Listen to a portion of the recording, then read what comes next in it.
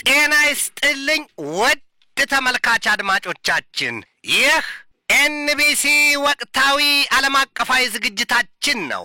በዛሬው ዝግጅታችን በአሜሪካው ፕሬዚደንት ዶናልድ ጄ ትራምፕ የቀረበው የባለ 21 ነጥቡ የእስራኤልና የሐማስ የሰላም እቅድ ዙሪያ በተደረሰው ስምምነት መሰረት ሐማስ ዛሬ ማለዳ ላይ የመጀመሪያዎቹን 7 ታጋቾች እስራኤላውያንን መልቀቁና እንዲሁም ይህንኑ የሐማስና የእስራኤልን የተኩስ አቁምና የሰላም እቅድ በተመለከተ በግብጽ ሻርም ኤልሼክ ከ27 ሀገራት የተውጣጡ መሪዎችና ፖለቲከኞች በዚያ ሊመክሩ መታቀዱ ወዲህም አሜሪካ ሩሲያ በዩክሬን በያዘችው ጦርነት እቀጥላለሁ ገፋለሁ የምትል ከሆነ ስትል የዚያን የመርዘኛና መዘዘኛ የጦር መሳሪያዋን የቶማሃውክ ክሩይዝ ሚሳይሏን ለዩክሬን ለመላክ ፕሬዚደንቷ መዛት ማስጠንቀቃቸውን በመጨረሻም በአፍጋኒስታንና በፓኪስታን መካከል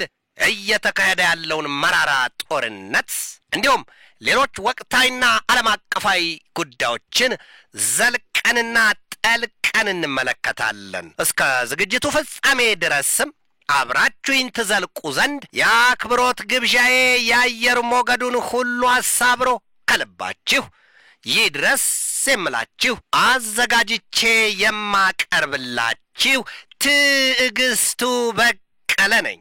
ከ25 እስከ 35% ዲስካውንት የተደረገባቸውን ቤቶች ቴምር ሪል ስቴት በመሃል ፒያሳ እንዲሁም በአያት እየሸጠ ይገኛል። ይሄ ብቻ አይደለም፣ 40% ሲከፍሉ የ20% ቅናሽ ከ8 ወር የእፎይታ ጊዜ ጋር ያገኛሉ። ይሄም ማለት ሙሉ ቅናሹን ከተጠቀሙ ባለ 2 መኝታ በ5.3 ሚሊዮን ብር፣ ባለ 3 መኝታ ደግሞ በ6.8 ሚሊዮን ብር ከኛ ያገኛሉ ማለት ነው። ስለዚህ ለበለጠ መረጃ እንዲሁም ቀጠሮ ለማስያዝ በ0926 33 22 11 መደወል ይችላሉ።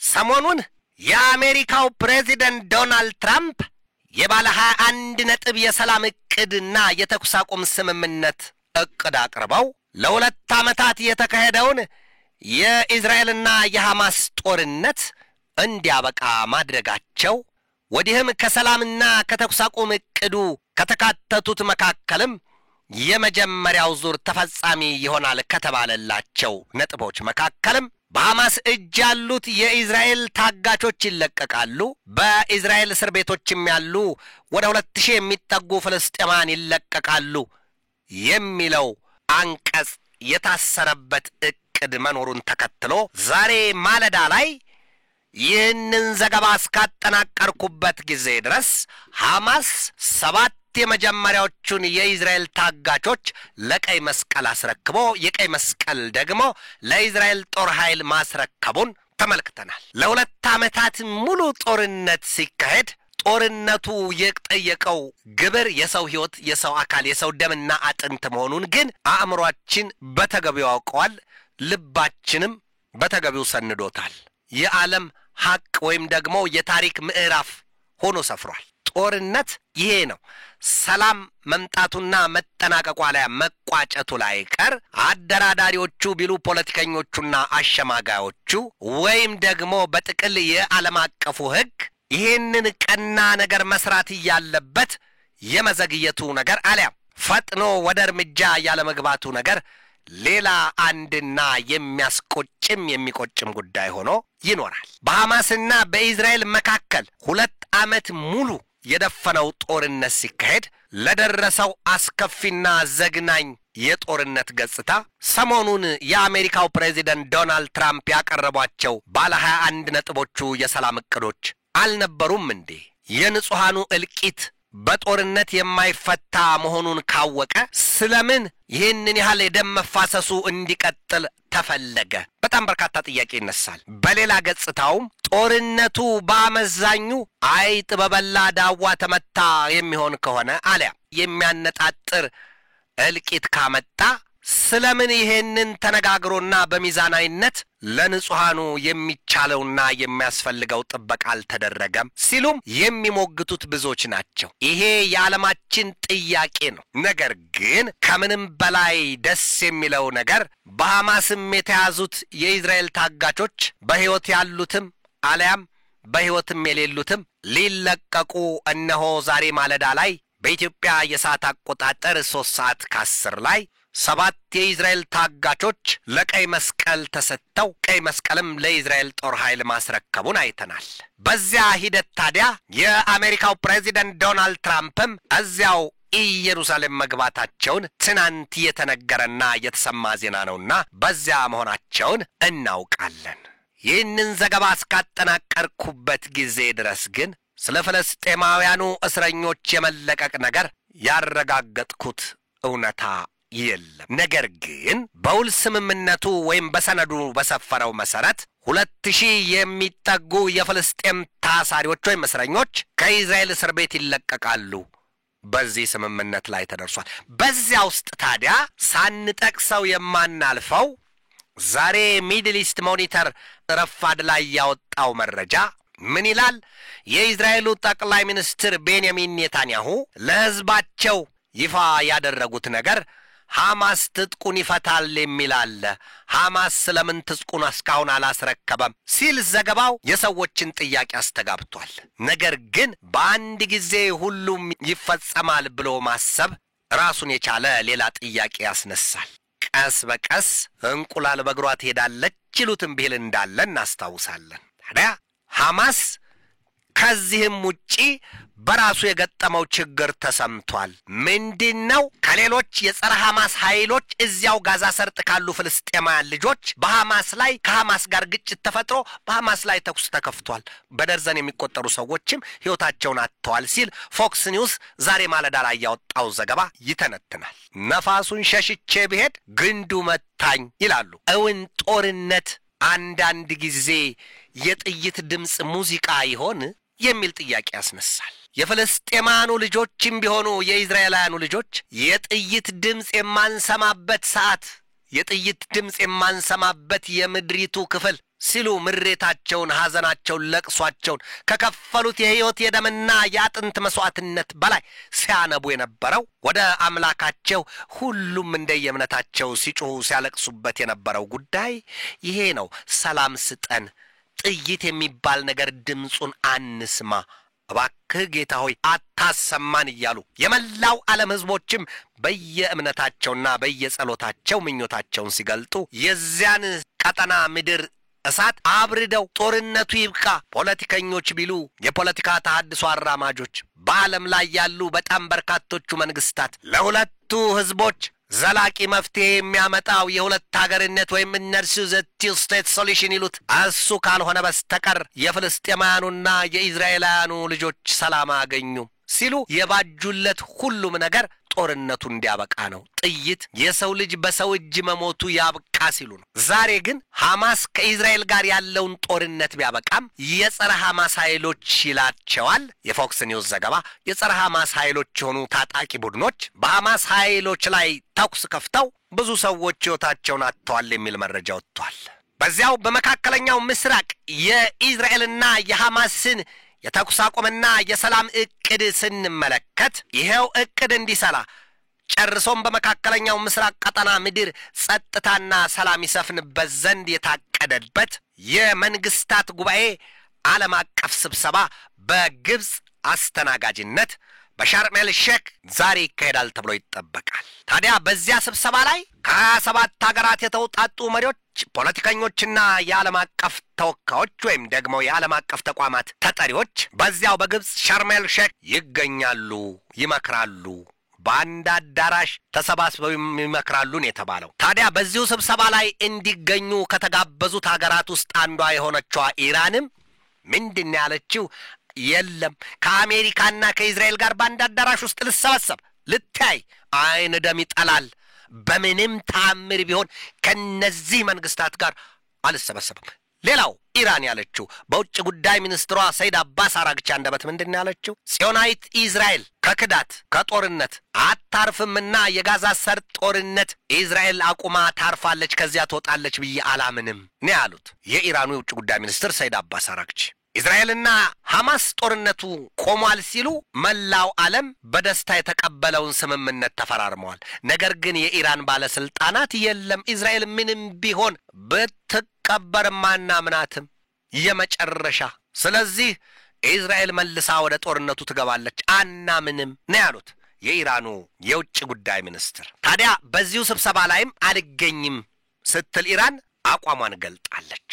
በዚያ የሻርም ኤል ሼክ የመንግስታት ዓለም አቀፍ ስብሰባ ላይ ይገኛሉ ከተባሉት የሀገራት መሪዎች መካከል የአስተናጋጇ ሀገር ፕሬዚደንት አብዱል ፈታህ አልሲሲ፣ የአሜሪካው ፕሬዚደንት ዶናልድ ትራምፕ፣ የቱርኩ ፕሬዚደንት ረሲብ ታይብ ኤርዶሃን፣ የኳታሩ አሚር ሼክ ታሚም ቢን ሐመድ አልታኒ፣ የዮርዳኖሱ ንጉሥ አብዱላህ ሁለተኛ፣ የኩዌቱ ጠቅላይ ሚኒስትር አህመድ አልአብዱላህ አልሳባ፣ የባህሬኑ ንጉሥ ሐመድ ቢን ኢሳ አልካሊፋ፣ የፍልስጤማኑ ፕሬዚደንት ማህሙድ አባስ፣ የኢንዶኔዥያው ፕሬዚደንት ፕራባዎ ሱቢያንቶ፣ የአዘርባይጃኑ ፕሬዚደንት ኢልያም አሊየቭ፣ የፈረንሳው ፕሬዚደንት ኢማኑኤል ማክሮን፣ የጀርመኑ መራሄ መንግስት ፍሬዴሪክ ሜርዝ፣ የእንግሊዙ ጠቅላይ ሚኒስትር ኬር ስታርመር፣ የጣሊያኗ ጠቅላይ ሚኒስትር ጆርጂያ ሜሎኒ፣ የስፔኑ ጠቅላይ ሚኒስትር ፔድሮ ሳንቼዝ፣ የግሪኩ ጠቅላይ ሚኒስትር ኪሪያኮስ ሚታስቲዮኪስ፣ የአርሜኒያው ጠቅላይ ሚኒስትር ኒኮል ፓሽኒያን፣ የሃንጋሪው ጠቅላይ ሚኒስትር ቪክቶር ኦርባን፣ የፓኪስታኑ ጠቅላይ ሚኒስትር ሼህባዝ ሻሪፍ፣ የካናዳው ጠቅላይ ሚኒስትር ማርክ ካርኔይ፣ የኖርዌዩ ጠቅላይ ሚኒስትር ጆናስ ጋር ስቶር፣ የኢራቁ ጠቅላይ ሚኒስትር መሐመድ ሺአ አልሱዳኒ፣ የተባበሩት አረብ ኤምሬቱ ምክትል ፕሬዚደንት ማንሱር ቢን ዛድ አልናህያን፣ የኦማኑ የውጭ ጉዳይ ሚኒስትር ባድር አልቡሳይዲ እንዲሁም በግብጽ የጃፓኑ አምባሳደር እነዚህ ሁሉ በዚያ የሻርም ኤል ሼክ ዓለም አቀፍ ስብሰባ ላይ ይገኛሉ ወይም ይሳተፋሉ ተብሎ ይጠበቃል። ከዚያም ውጪ የመንግስታቱ ድርጅት ዋና ጸሐፊ አንቶኒዮ ጉቴሬዝና የአውሮፓ ምክር ቤት ፕሬዚደንቱ አንቶኒዮ ኮስታም በዚያው ስብሰባ ላይ ይገኛሉ። እንዲሁም ሌሎች ዓለም አቀፍ ተቋማት የወከሏቸው ጎምቱ የድርጅት መሪዎችና የተቋማት ኃላፊዎች በዚያ ይገኛሉ ነው የተባለው። ታዲያ በዚያ ተሰባስበው ሲመክሩ ስለ እስራኤልና ስለ ሐማስ ብቻም ሳይሆን በቀጥታ ስለ መካከለኛው ምስራቅ ቀጠና ድፍን ምድሩ ሰላም ያሰፍናል የተባለለትና የታመነበት ጉባኤ ነው ስትል ግብጽ ገልጠዋለች። ያድርገው ጦርነትን የሚፈልግ ልብ፣ ጦርነትን የሚቀምር አእምሮ የት ሊደርስ ይችላል? ሲጋልብ እልቂት ነው፣ ደም መፋሰስ ነው። ስለዚህ ይህንን ለማስቀረት ደግሞ ያንድም ጠመንጃና ጥይት ተወግደው ሰላምና አብሮ በመተሳሰብ በጋራ የመኖርን ህልሟን ዓለም ያንን ብታስብና ብታቅድ ይበጃታ አልነ የተባለው። ያ ቀጠና በጣም በርካቶቹ መንግስታት የተዳፈጡበት ነው። በጥላቻና የጎሪጥ የሚተያዩበት ምድር እንደሆነ ደጋግመን ተመልክተናል። በኢራንና በእስራኤል መካከል ያለው ውጥረት እንደተካረረ በዚያው ወይም ደግሞ እንደተዳፈነ እሳት አልያም እንደ ፍግሳት ውስጡን እየጋመና በዚያው መልኩ እንደቀጠለ እናያለን። ቱርክና እስራኤልም በጥሩ ስሜት አይተሳሰቡም ወይም በጥሩ አይን አይተያዩም። የመካከለኛው ምስራቅ ቀጠና ምድር ዛሬ በተደረገው የሐማስና የእስራኤል የታጋቾችና የእስረኞች ልውውጥ ተቋጭቶ ሙሉ በሙሉ እሳቱ የሚዳፈን ከሆነ ቀጣው ስራ ምን ሊሆን ይችላል የሚሉ በርካቶች ጥያቄ አንስተዋል። ቀጣይማ በቅርቡ በመንግስታቱ ድርጅት ጠቅላላ ጉባኤ ላይ ከ193 አባል ሀገራት 157ቱ ድምጽ የሰጡበት የፍልስጤማውያኑ ምድር አለያ መንግስት መስርተው በዋና ከተማ የመተዳደር ጉዳይ ነው። ገና ነው። እስራኤል ፍልስጤም የምትባል ሀገር አትመሰረትም የሚል አቋሟን ደጋግማ አስቀምጣለች። እኛ 157 መንግስታት ደግሞ ለፍልስጤማኑና ለእስራኤላውያኑ ትልቁ ችግር የመፍትሄው መንገድ የሁለት ሀገርነት መፍትሄ ነው ሲሉ አቋማቸውን ገልጠው ድጋፋቸውን አሰምተዋል። ፍልስጤም እንደ ሀገር ትመሰረት ይሆን? ፍልስጤም እንደ ሀገር የምትመሰረት ከሆነ እስራኤል በዌስት ባንክና አካባቢዋ የመሰረተችው የሰፈራ መንደሮች ጉዳይ ምን ሊሆን ነው? ከዚያም ያልፋል ጉዳዩ። የኢየሩሳሌም ከተማ ጉዳይስ ምን ዘላቂ መፍትሄ ይሰጠዋል? ፍልስጤማኑ እንደ ሀገር መንግስት ከመሰረቱ ዋና ከተማችን ምስራቅ ኢየሩሳሌም ናት ብለዋል። የኢየሩሳሌም ከተማ ጉዳይ እንዲህ በዋዛ በዘመናት ሂደት ሲፈታ ይሆን ወይ ሲሉ ጥያቄ ብቻ ሆኖባቸው የቀሩ በጣም በርካታ የፖለቲካው ዘርፍ ተንታኞች አሉ። እውን ይሄ ጥያቄ መልስ አግኝቶ ፍልስጤማኑና እስራኤላውያኑ ከየትኛውም ግጭትና የደም አበላ ሁሉ ተገላግለው በሰላም ይኖሩ ይሆን? በጉርብትና ራሳቸውን ችለው በየመንግስታቸው በየወሰናቸው ተከልለው ይኖሩ ይሆን? ጊዜን መጠበቅ ብቻ ነው። በቀጥታ ወደ ምስራቅ አውሮፓ የባልካን ቀጠና ምድር እናልፋል። በዚያ የተፋጠጡት ሩሲያና ዩክሬን 4ኛ ዓመታቸውን ባያስቆጠሩበት ጦርነታቸው የተነሳ ሽምግልናውንም ቢሉት አልሆን ያላቸው ማዕቀብ ዛቻና ማስጠንቀቂያም ቢሉ አልሰላ ያላቸው የአሜሪካው ፕሬዚደንት ዶናልድ ትራምፕ እንኪያስ የረጅም ርቀት ተምዘግዛጊ የቶም ሃውክ ክሩይዝ ሚሳይልን ለዩክሬን ሰጣታለሁ ሲሉ ዛሬ ዛቻቸውን አሰምተዋል። ይሄ ዜና ከተነገረ ሰነባብቷል። የአሜሪካ ሹማምን ተሰባስበው ለዩክሬን የቶም ሃውክ ክሩይዝ ሚሳይል ይሰጣት ዘንድ እነሱ ወስነዋል። ነገር ግን የመጨረሻውን የውሳኔ ቁንጮ የሚከፈክፉት የሀገሪቱ ፕሬዚደንት ዶናልድ ትራምፕ ነበሩና እሳቸው ግን አልፈረሙም። ይሁን ብለው ይሁንታቸውን አላሰፈሩበትም። ታዲያ ዛሬ ምንድን ያሉት? በቀጥታ ሰጣለሁ፣ ሩሲያ በዚህ ጦርነት የምትቀጥል ከሆነ በቀጥታ የቶም ሃውክ ክሩይዝ ሚሳይሎቹን እሰጣለሁ ሲሉ አስጠንቅቀዋል። የዚያ የአሜሪካ ስሪቱ የቶም ሃውክ ክሩይዝ ሚሳይል ስለምንድን ነው እንደዚህ ግርማ ሞገሱና ተፈሪነቱ ያየለ አው ብለው ሲጠይቁ ደግሞ የጦር መሳሪያና የወታደራዊ ጠበብቶቹ ይህንን መልስ ይሰጣሉ። የዚያ የቶም ሃውክ ክሩይዝ ሚሳይልማ በሶሪያም ጦርነት ተሞክሮ ከአሜሪካ ተላልፎ በተሰጠ አጋጣሚ በሶሪያ የተደረደሩትን የሩሲያን የሚሳይል የአየር መከላከያዎች እንደ ድርቆሽ ክርትፍትፍ ያደረጋቸው አልፎ ውድመትና ኪሳራ አስመዝግቦ የለም ወይ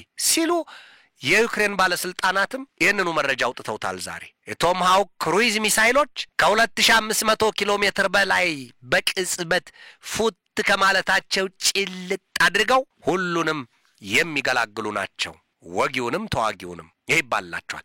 የዩክሬኑ ፕሬዚደንት ቮሎዲሚር ዘለንስኪ የጦር ኃይሌ በዛፖሪዥያና በዶኔትስክ ግዛት እየገሰገሰ ነው፣ ዛሬ በከፍተኛ ፍጥነት እየገሰገሰ ነው። በዚያ ላይ የቶም ሃውክ ክሩይዝ ሚሳይሎች ከተገኙ ደግሞ ሩሲያን አንበርክከንም አብረክርከንም ይለይልናል ሲሉ መግለጫ ሰጥተዋል። ታዲያ ይሄንን የሰሙት የሩሲያው ፕሬዚደንት ቭላዲሚሮቪች ፑቲን አጋርና የቅርብ ወዳጁ የልብ አማካሪያቸውን ያህል የሚቆጠሩት የቤላሩሱ ፕሬዚደንት እኒያሰው የቤላሩሱ ፕሬዚደንት አሌክሳንደር ሉካሼንኮ በዓለም ላይ ቁጡ ሰው ናቸው ይባላቸዋል።